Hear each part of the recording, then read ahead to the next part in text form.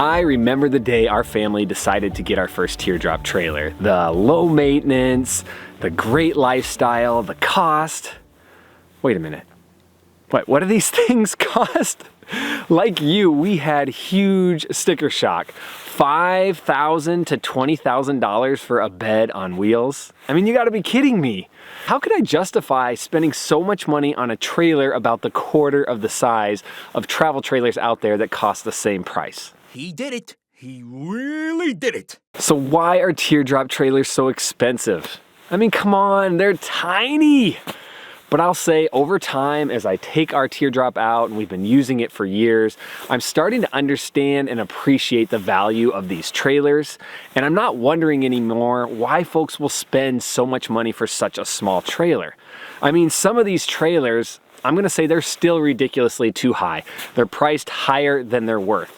But I don't think that's the case for the majority of the Teardrop trailers on the road. There are some out there that have components in them. If you add up the costs and the value that they bring, $20,000 isn't near as ridiculous as I used to think it was. So this first one is a little misconception I see. When I'm talking about Teardrops that you can buy online, I get in the comment section quite often, I can build that, and I can build it for $1,000 and it would be even better than the Teardrops you can buy. But can you? Can you really do that? You know, doing a do-it-yourself project, it has a good intrinsic reward. You can keep the cost down. This is a do-it-yourself trailer. You can keep the cost down on something like this because you're not paying for somebody else's labor. But the components of these Teardrops cost a lot more than you think.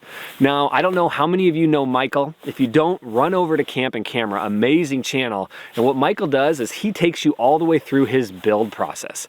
And when he got done with that Teardrop of his, he always said it was somewhere north of $4,000. He finally got the chance to put it all on paper, every piece of material. And we're not talking labor here. It came out to $5,500. $5,500 for a home-built Teardrop. But again, we're not factoring in any of that time. The first time you build your own Teardrop, you have to do all that research, buy all the new equipment and tools that it takes to make something like this that you may not have in your garage.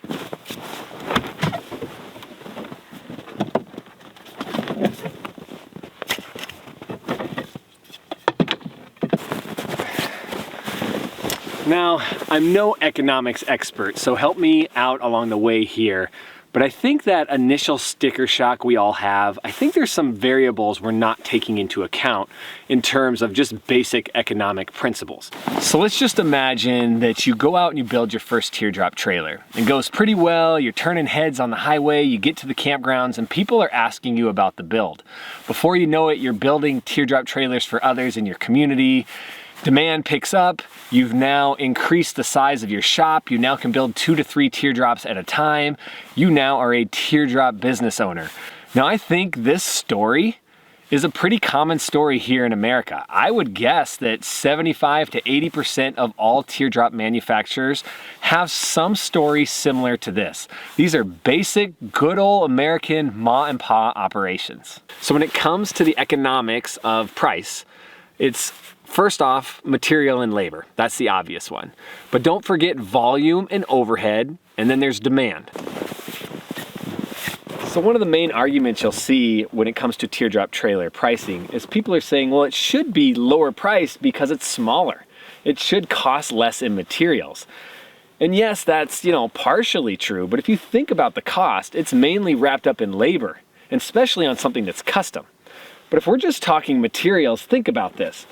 This smaller door here, this smaller window, the smaller wheels, the lighter axles, is it going to be a huge difference in cost versus the larger door, the larger rims?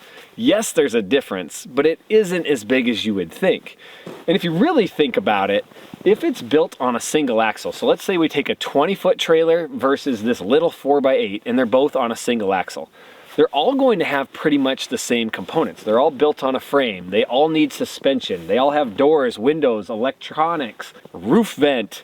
They have everything pretty similar. So the amount of work, even though this is smaller versus a larger one, is going to be pretty similar in terms of how long it takes you to get it done. So So now next in the equation is volume and overhead. They kind of go hand in hand. So I want to take you back to that vision we painted of those ma and pa trailers. And I want you to think of Valiant trailers. That's Jordan up here in Alaska that we've showed on the channel. So now his small business has grown enough that he's hired employees. He's having to expand his facility so he can work on multiple off-road trailers at a time. So Drew was out here basically a year ago, almost to the day, when we did our first video on the very first overland trailer, what we call the Model 452 that we had ever built. And we have come a long way since that. But he's doing this all at small scale.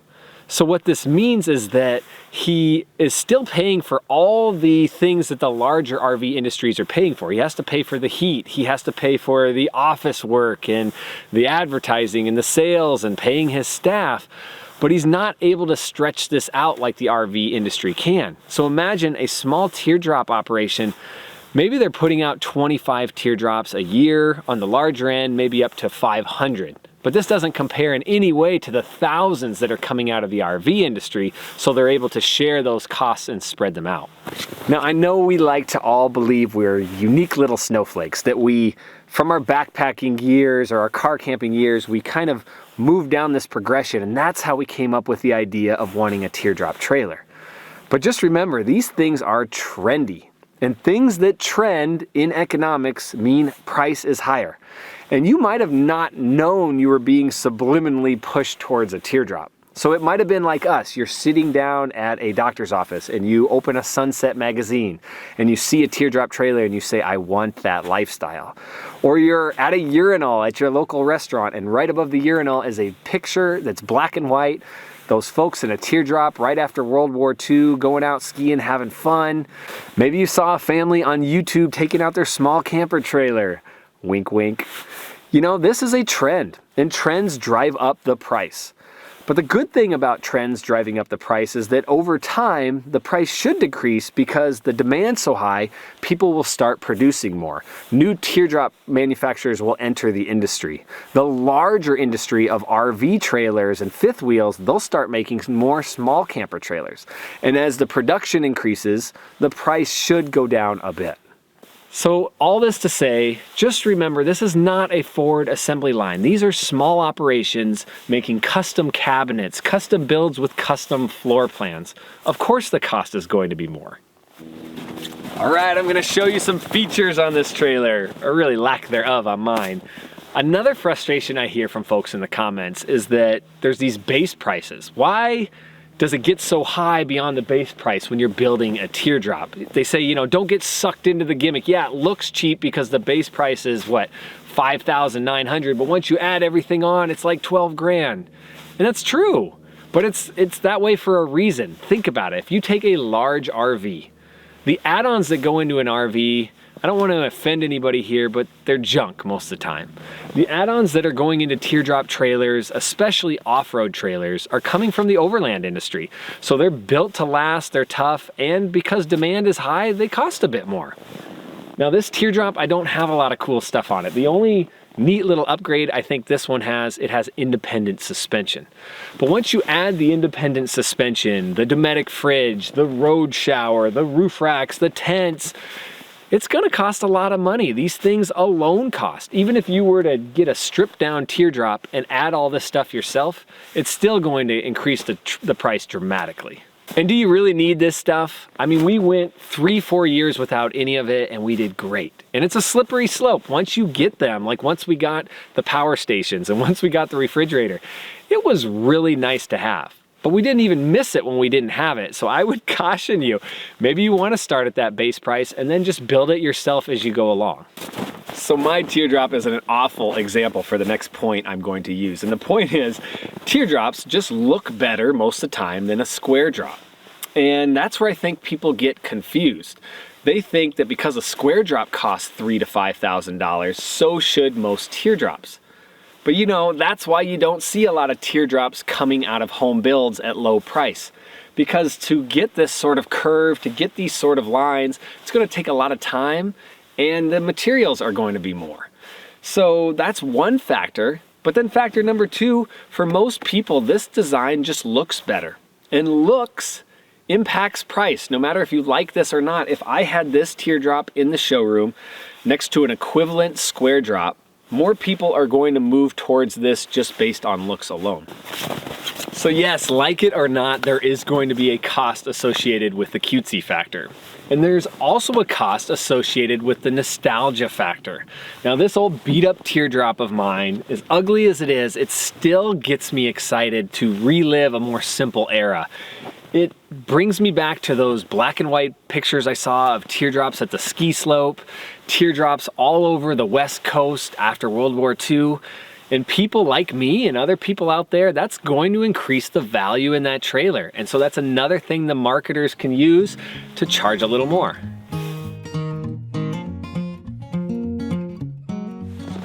So I think my family is a great example for this one, and that's just talking towing vehicles. So for us, we couldn't justify getting a half-ton truck or an SUV to tow some new large trailer. And even if we did, now this large trailer is going to take up all that space in our driveway. So for us, if you've watched our channel at all, we take our 4-cylinder car, our daily commuter, and tow this teardrop all over Alaska. The only reason we got this little mid-size SUV is to pull our 13-foot vintage trailer. And so now I use it to pull everything. But that's kind of the beauty in this.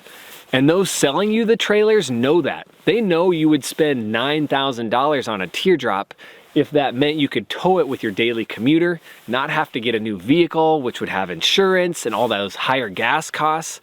Don't think the manufacturers don't put this into the price.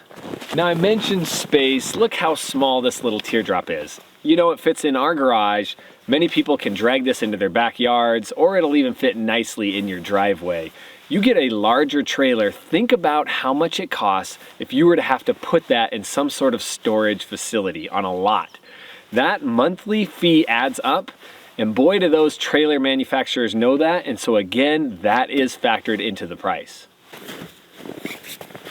And then I talked earlier about off-road trailers. Off-road trailers are going to bring the price way up, and that's because of how they're built. They're built to be abused. They're built to last. Any trailer that has a lifetime warranty and is designed to be handed off to your kids or your grandchildren, of course it's going to be reflected in the price. And not to mention, they're selling you a lifestyle. If you can get a trailer for $25,000 that can only go on roads and campgrounds, or you could get a trailer for $25,000 that can get you off the beaten path away from the crowds, which one are you going to choose? Don't listen to them, they don't mean it. They know nothing about our relationship. Overpriced. Underpriced is what they should call you. So here it is. Get over the sticker price, get that teardrop, because you're gonna love this lifestyle. There's a teardrop priced just right for you, and just know not all teardrops are overpriced and you're not getting ripped off. So get over that feeling, get into this lifestyle. Don't put your nose up at the guy who bought the $25,000 teardrop, because there are teardrops at that price point that are worth every penny. If you're living that lifestyle and you're utilizing that trailer for what it's designed for, there is worth in that. And don't put your nose up at the guy like me who's driving around the old beater too. We're all in this community together. There is a place to come in for everyone. Buy it used, buy it new, but don't call these overpriced. That's not what these are. These are just a small niche market. It takes a lot of hard work and dedication and research and design, and most of them, I will say, are priced pretty accordingly. Now again, does that mean all of them? No. There are some that are just ripping people off, but that is few and far between. All right, guys, I hope to see more teardrops on the road, and I hope to see you in the next episode.